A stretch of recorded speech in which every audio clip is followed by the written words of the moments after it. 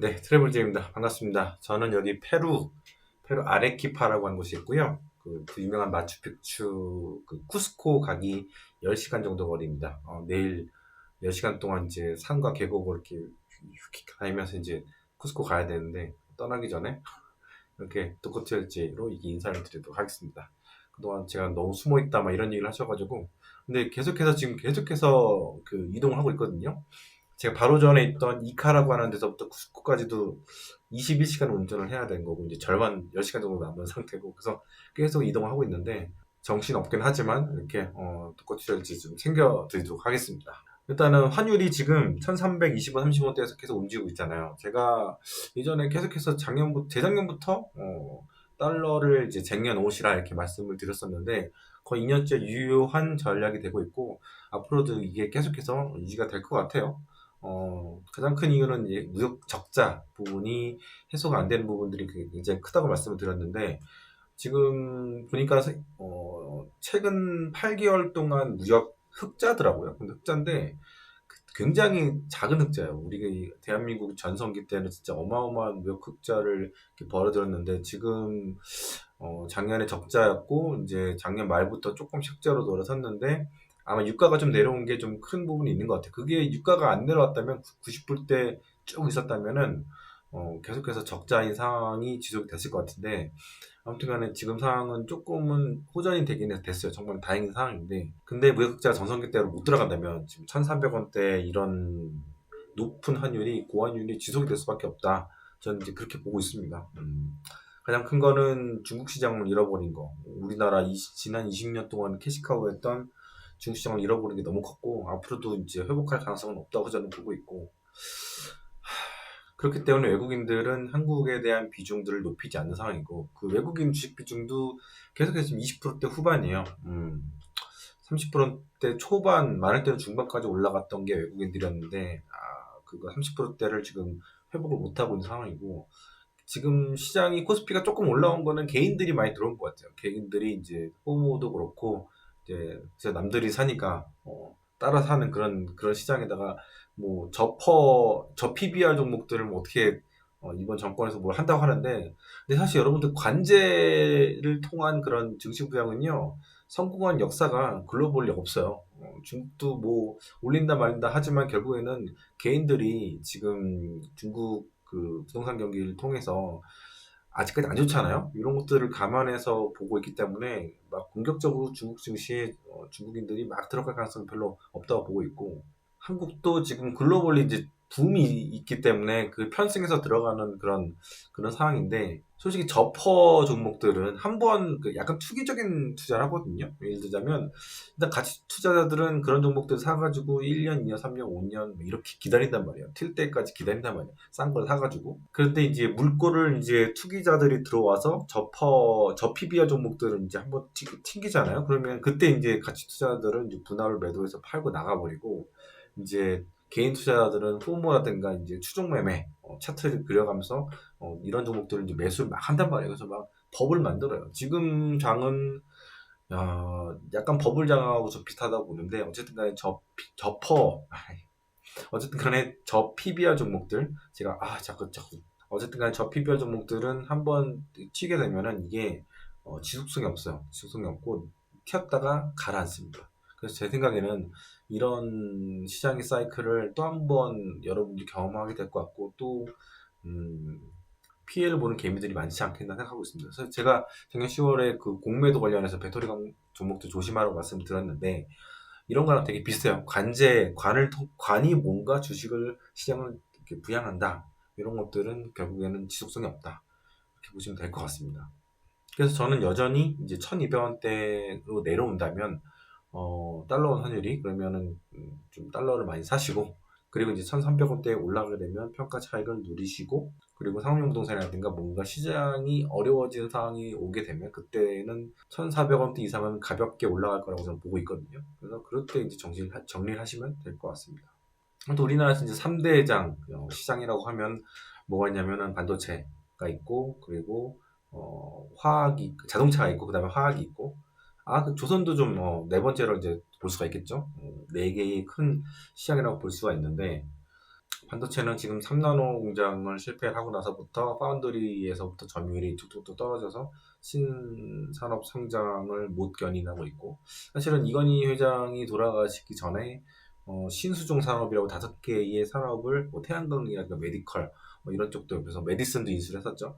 그런 종목들을, 그런 게 산업 분야의 5개의 분야들을 이제 사업을 시작을 했는데, 근데 이게 다 이제 말아먹었죠. 거의 다 말아먹고 다 정리를 해버리고, 기존에 있는 반도체, 디스플레이, 그리고 모바일, 핸드폰 같은 것들, 이런 세 가지가 이제 그 중요한 축인데, 디스플레이 같은 경우에는 이제 점점 중국한테 잠식이 되고 있고, 반도체는 중국 시장을 이뤄가고 있는 상황이고, 그리고 모바일도 중국한테 밀리고 있고, 대체로 보면은 삼성전자가 영위하고 있는 산업들이 대부분 중국하고 겹쳐버려. 예전에 뭐 일본하고 겹친다 막 이런 얘기 있었는데, 일본을 물리쳤다가 이제는 이제 중국하고 싸우고 있는데, 중국이 너무 강력해서 앞으로 진짜 어려워지고 있다. 제가 예전에도 삼성전자 그 미래가 좀 어둡다.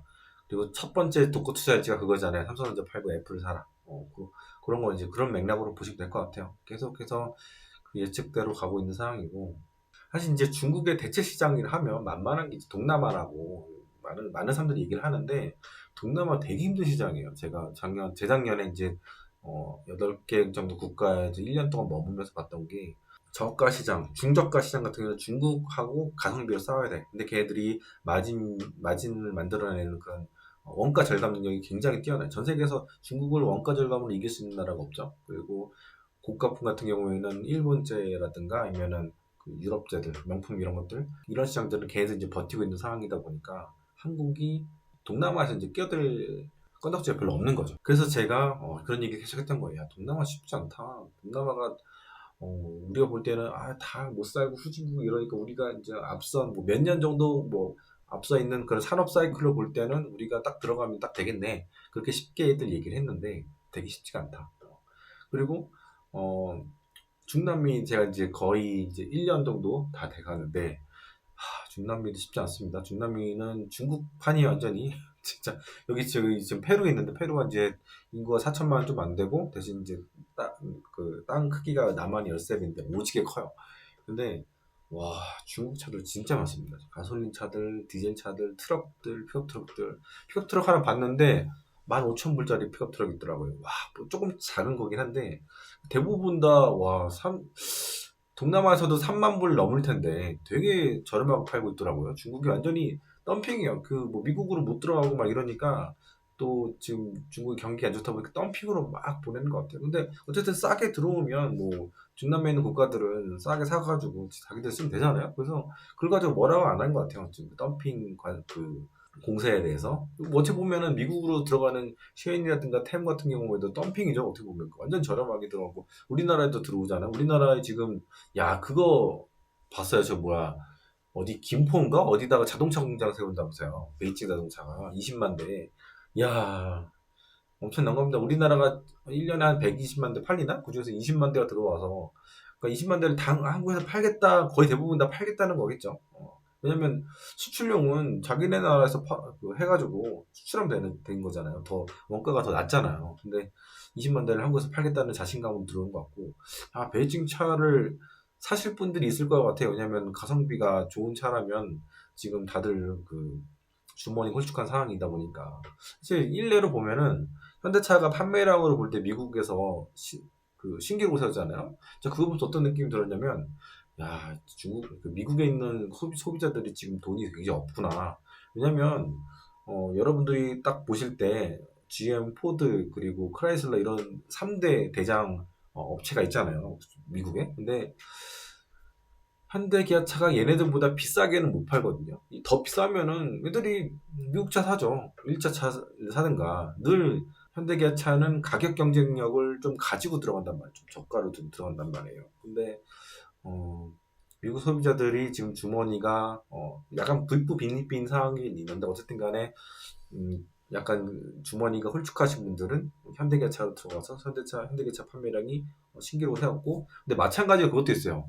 일본 차들도 지금 신기록이에요. 그래서 도요타가 신고가 가는 이유도 뭐 그런 측면이 좀 있는 것 같고, 오히려 이제 그 3대 대장 업체들, 얘네들이 지금 죽을 쓰고 있는 그런 상황이거든요. 그래서 일본 차는 원래부터 괜찮았어요. 원래부터 판매가 좋았었고, 왜냐면 장고장 안 나고 연비 좋고, 또 하이브리드. 제가 이제 작년 3월에 텍사스에서 하이브리드 차를 샀잖아요. 아무리 생각해봐도 좀 디젤 차는 저는 잘 안 맞는 것 같고, 연비가 그래도 19km 정도 나와요, 리터당. 그래서 제가 지금, 미국에서부터 여기 페루까지 내려오는데 거의 5만 킬로 정도 뛰었거든요. 그러니까 거의 1,000만 원 이상 기름값을 썼는데 대체로 보면 일반적인 세단하고 비교해 볼 때는 한 500만 원 정도는 세이브를 한 것 같아요. 하이브리드가 정말 고장만 안 난다면 뭐 배터리는 고장 안 나겠죠. 배터리 수명은 다하겠죠. 인버터라든가 이런 그 전기 관련된 계통에서 문제가 안 생긴다면 진짜 극강의 가성비를 보여주는 게 제가 볼 때는 하이브리드 같고 지금 토요타 같은 경우에는 하이브리드 차량들이 쇼티지가 난 상황이에요. 예전에 테슬라가 쇼티지가 났었던 상황이 있었잖아요. 뭐 한번 오더를 넣으면 뭐 1년 기다리고 2년 기다리고 막 그런 시절이 있었는데 지금은 이제 토요타 자동차의 하이브리드 차량들이 지금 쇼티지가 나고 있는 그런 상황이다. 굉장히 격세지감 느낀 상황이고 어떻게 보면 시대가 거꾸로 가는 느낌이 들고 사실 재작년 전만 하더라도 작년만 하더라도 야 전기차에서 주도권을 못 갖고 가는 토요타는 이제 망하는 거 아니냐 뭐 이런 얘기가 뭐 시중 언론에서도 많이 나왔었는데 저도 야 전기차 미래에서 좀 시작해야 되는 거 아닌가라는 생각을 했었고 근데 그 아키오 회장인가요 토요타의 야 이분이 정말 대단한 사람이에요. 이익을 못 내는 전기차에서 이게 계속해서 롱런하기 쉽지 않다. 이렇게 얘기했었고, 결국에는 사람들이 하이브리드로 돌아오게 될 것을 얘기를 한 거죠. 그래서 하이브리드에 집중했었고, 그에 비해서 이제 현대기아차는 하이브리드에 대한 그런 준비를 못했어요. 그래서 라인업도 되게 단순하고, 기존에 있던 내연기관에다가 이렇게 그냥 배터리 얹은 정도의 차량들이 되게 많잖아요. 그래서 사실 전기차도 미국에서 그렇게 잘 되는 것 같지는 않고, 하이브리드 안 되고, 일단 내연기관 자동차들을 밀어내기 이렇게 해서 판매를 하는 것 같은데, 아무튼 간에 두 가지를 볼 수가 있는 거죠. 소비가 약간 부익부 빈익분으로 나눠지는 것 같다, 미국이. 그리고 이런 상황들은 계속해서 지속이 되기는 쉽지 않을 것 같다. 왜냐면은 하이브리드 같은 조금 마진이 좀 많이 남는 그런 차량이라든가 아니면 미국인들이 좋아하는 픽업 트럭. 미국에서는 1년에 뭐 70만 대 정도 팔린다고 하는데 가장 많이 팔리는 차가 이제 그 픽업 트럭이잖아요. 일단 SUV 뭐 투싼 같은 차량이 제일 많이 팔리니까 투싼 같은 차량으로 승부를 보는 것 같은데 사실 실제로 투싼 같은 차량들이 조금 많이 보이긴 해요. 한국 차도에서는 제일 많이 보이는 차가 이제 투싼이고 세단은 이제 거의 잘 아반떼 좀 보였나? 그렇게 많이 안 보이는 것 같은데 이 제품 믹스에 대한 부분들을 현대차는 좀 개선을 해야 되는데 어떻게 보면은 삼성전자가 이제 제품 믹스를 개선할 기회를 좀 놓친 그런 상황이고 기존에 하고 있는 그 반도체 산업에서도 주도권을 조금씩 잃어가고 있는 상황인 걸 보면은 현대차랑 그 삼성전자는 어떻게 보면 굉장히 미래가 좀 암울한 그런 부분도 좀 있는 것 같아요. 지금 당장 매출이 일어나고 막 이런 것들을 보면서 야씨 뭐 한국 차가 미국에서 이렇게 많이 팔려 이렇게 좋아할 때가 아니라고 저는 보고 있습니다. 아무튼 그래서 동남아가 힘들다는 얘기를 하다가 여기까지 왔는데 중남미도 정말 힘들다. 거듭 제가 말씀을 드리지만 중남미는 워낙 수백 년 전부터 중국인들이 많이 들어와서 중국인들이 여러 가지 산업들 정말 유통을 다 차 좀 빼달라고 해가지고요. 차 좀 빼주고 왔습니다. 자, 그래서 중남미는 저 중남미가 이렇게 중국인들이 모든 것을 장악하고 있는지 몰랐어요. 그리고 여기 페루 같은 경우에도 일본인 대통령 후지모리 대통령이 이제 나왔었잖아요. 그래서 일본인들을 니케이라고 부르더라고요. 니케이들 일경. 그래서 이 사람들의 막강한 파워가 뒤쪽에 있어요. 엄청난 파워가 있고 그래서 한국은 뭐 중남미 쪽에 그렇게 많이 진출하지 않았어서 이렇게 뭐가 두드러진 뭐 이런 건 없는데 사람들도 많지도 않고 근데 어쨌든 간에 중남미는 정말 중국인들이 일본인들이 꽉 잡고 있습니다. 그래서 우리가 이제 사실 중남미에 대한 이해도도 많지가 않고 일단은 그냥 쉽게는 이게 위험한 곳이다 가면 위험하다 이런 거랑 너무 오지다 이런 생각들 많이 하는데 실제로 보면 정말 도시화도 잘 돼 있고 잘 사는 사람도 진짜 잘 살고 백인들이 대부분 잘 산다고 보면 되죠. 그래서 여기도 참 진출하면 좋겠는데 정말 이 선점한 자들의 그런 시장을 뒤늦게 들어간다는 게 쉬운 게 아닌 것 같다 그런 생각이 좀 들더라고요. 그리고 제가 이제 그 차트를 좀 봤는데 오랜만에 차트를 봤는데 테슬라의 가격이 그 2020년 2월, 3월 그때 팬데믹 시즌 때 그때 가격하고 비슷하더라고요. 그 테슬라 가격이 많이 내렸는데 그러니까 거의 4년 전하고 가격이 비슷한 거예요. 그러니까 4년 동안 어떻게 보면은 뭐 업앤다운이 있긴 했었지만 제자리 걸음을 하고 있는 거죠. 사실 테슬라의 기업에 대한 영속성이라든가 이런 것들에 대해서는 전혀 의심하지 않거든요. 정말 위대한 기업이라고 생각하는데 근데 주가는 그만큼 그 전에 많이 올랐다. 2020년 2월만 하더라도 천슬라 막 그러면서 엄청나게 부추기면서 버블 논란이 있었는데 뭐 5년치, 10년치의 이익을 미리 반영시켰다. 이런 이야기들이 있었잖아요. 근데 지금 실제로 보시면은 그 말이 맞아요. 그때 당시에 주가가 먼저 간 거예요. 주가가 뭐 경제를 뭐 8개월, 9개월 정도 뭐 선행한다. 뭐 1년 정도 선행한다, 6개월 정도 선행한다. 뭐 이런 얘기들 되게 많은데 테슬라는 정말 수많은 사람들의 그 팬덤을 통해서 너무 먼저 간 거지. 저는 그렇게 생각이 들었는데, 근데 그걸 보면서 우리가 한 가지 좀 뭔가 깨달아야 되는 게 뭐가 있냐면, 바로 엔비디아. 엔비디아 제가 저번에 말씀드렸는데, 수요가 굉장히 버블인 상황이고, 이게 어느 정도 갖춰지게 되면은, 갖춰지기 전에 주가도 먼저 움직일 가능성이 있다고 저는 보고 있거든요. 일례로 우리가 이제 비트코인이 굉장히 잘 나갈 때는 엔비디아 주식도 굉장히 잘 나갔던 게 불과 한 3, 4년 전이었어요. 5년 전에도 그랬었고. 그래서 늘 어떻게 보면 비트코인 관련주의 대장주가 엔비디아였던 기억이 납니다. 그렇기 때문에 비트코인 가격이 올라가게 되면은 이제 그 채굴을 위해서 GPU에 대한 그런 오더도 굉장히 많이 늘어나고 판매량도 늘어나고 이런 것들도 주가가 반영하고 뭐 이런 업앤다운이 그러니까 비트코인 가격에 따라서 엔비디아 가격도 업앤다운이 심했던 것들 여러분들 기억하실 텐데 마찬가지로 AI 같은 경우에도요 어느 정도 이제 스토리지가 꽉 차서 이제 오더가 이제 줄어들기 전에 엔비디아 가격도 뭔가 문제가 생길 수도 있다. 저는 그렇게 보고 있습니다. 그래서 엔비디아도 지금 뭐 퍼가 뭐 그렇게 많이 비싼 거 아니라고 얘기를 하는데 이 종목도 3, 4년 정도를 프라이싱을 하고 있다면 지금 주가는 좀 조심해야 되는 주가가 아닌가 그런 생각이 들고 또 지금 보면은 엔비디아가 워낙 이제 대장주다 보니까 시장이 조금 조정이 있다 하더라도 사람들이 엔비디아에서 막 추종해서 따라 사는 그런 모습들을 보면은 역시 이제 버블은 개인들이 만드는구나라는 걸 이제 강 건너 불구경하듯이 이제 저는 이제 보게 되는데 확실히 이제 조금 과열 구간으로 이제 들어가는 부분도 좀 있는 것 같아요. 그래서 여러분들 뭐 테슬라나 엔비디아 둘 다 너무 좋은 기업이고 이게 우리나라 기업이면 얼마나 좋을까 이런 생각을 들게 만드는 정말 최고의 기업들이긴 한데 주가는 꼭 그렇다고 해서 그런 것들 때문에 주가가 꼭 언제나 합당한 거는 아니라고 저는 보고 있습니다. 그래서 여러분들이 테슬라 주식 보면서 엔비디아도 한번 생각을 해보시라. 그리고 엔비디아 갖고 계신 분들은 저는 그 생각이 들어요. 지금 한번 어느 정도 파시고 이 수익을 한번 확정해 보시고 확정의 기쁨을 한번 누려보세요. 팔고 나서 더 간다 이런 것 때문에 더 막 포모했고 막 후회하고 자책하고 그러지 마시고 어느 정도 먹을 만큼 먹었잖아요. 뭐 아직까지 이제 못 먹으신 분들도 계시긴 하겠지만 근데 한 번은 이렇게 수익을 한번 싹 감상한다고 해야 되나 한 며칠이든 뭐 1주든 2주든 이렇게 기다려 보신 것도 저는 괜찮다고 봅니다. 왜냐면 엔비디아 팔고 또 다른 종목 사고 마소 사고 뭐 코인 사고 이렇게 하지 마시고 한번 음미를 해보세요. 수익을 이 불로 음미를 해보시고 차를 바꾸실 분들은 차를 바꾸셔도 괜찮을 것 같고 저의 경우는 큰 수익이 났을 때는 이거를 가둬놓는 거 이거를 픽스해 놓는 게 굉장히 좋았던 기억들이 있거든요.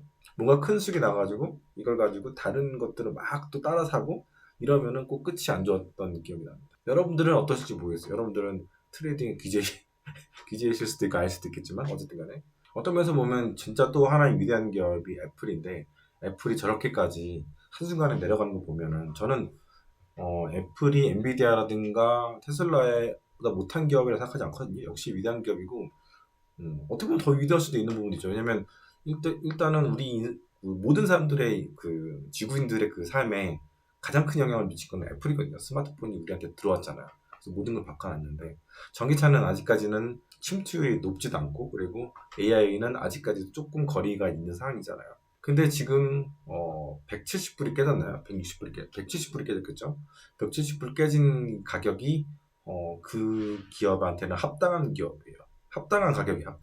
그리고 어떻게 보면 버블이 없는 가격이기도 하고 또 한편으로 볼 때는 제가 중국 비중 조심해야 된다 말씀을 드렸던 게 엊그제 같은데 벌써 이제 6개월, 7개월 된 것 같은데 작년 여름부터 이제 애플에 대해서 비중 줄여라, 테슬라도 줄여라 이렇게 말씀드렸잖아요. 근데 작년에 애플이 중국에서 판매량 25%가 깎여 나갔어요. 제가 볼 때는 올해도 계속해서 그 추세는 이어가게 될 것 같고, 그리고 중국인들이 애국 소비를 계속 하게 될 것 같고, 화웨이라든가 샤오미 이런 것들을 계속해서 살 것 같고, 그래서 지금 애플 판매량이 4위권까지 밀렸는데 뒤로 계속 밀릴 것 같아요. 그래서 결국에는 삼성전자의 전철을 밟게 되지 않겠나. 원래 삼성전자만큼 빠르게 밟을 것 같진 않아요. 왜냐면 삼성전자 같은 경우는 정치적인 이유가 있었죠. 사드. 니네들이 우리나라의 미사일을 이렇게 겨눈단 말이야? 이런 거에 대한 괘씸죄 때문에 삼성을 불태우고 막 공산당은 그걸 부추기고 막 이런 일이 있었잖아요. 17년도에. 그러면서 이제 모든 한국의 기업들이 중국에서 뭐랄까 이렇게 탈출을 할 수밖에 없었죠. 왜냐면 애국 소비 때문에. 그래서 그 자리를 이제 샤오미 같은 애들이 컸고, 비보, 오포가 확 컸고, 이마트, 롯데마트가 다 쫓겨나듯이 철수를 했죠.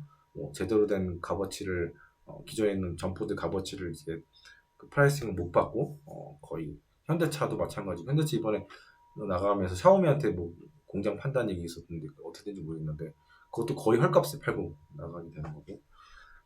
여러 가지로 볼 때 진짜 중국에서 사업을 한다는 건 정말 쉬운 게 아닌 것 같은데, 어쨌든 간에 테슬라도 애플도 그렇게 해서 지금 쫓겨나고 있는 상황이고, 테슬라도 결국에는 당이 얘네들을 쫓겨나게 될 것같아요. 왜냐면 테슬라 감싸고 있는 여러 카메라들이 모든 걸 찍고 다니고 있잖아요.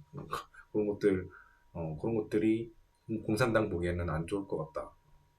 그것도 작년 여름에 다 이야기 들었던 부분들이고, 그래서 애플 같은 경우는 큰 조정장이 올 때 예전만큼 다 많이 남지 못할 것 같다.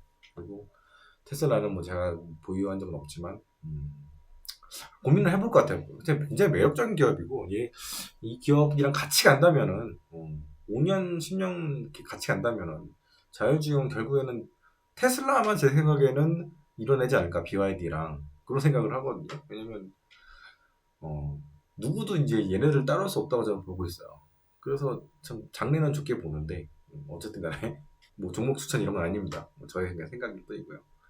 뭐 그때 가면 또 담을 수도 안 담을 수도 있는 거죠. 근데 확실히 예전에 비해서 애플, 테슬라는 매력도가 많이 떨어지긴 했는데, 그건 가봐야 될 것 같고, 트레이딩으로 접근할 수도 있는 부분들이니까. 그래서 오늘 이렇게 짧게 정리를 하고요. 또 생각나는 부분도 있으면 또 고투자일지를 통해서 인사를 드리도록 하겠습니다. 감사합니다.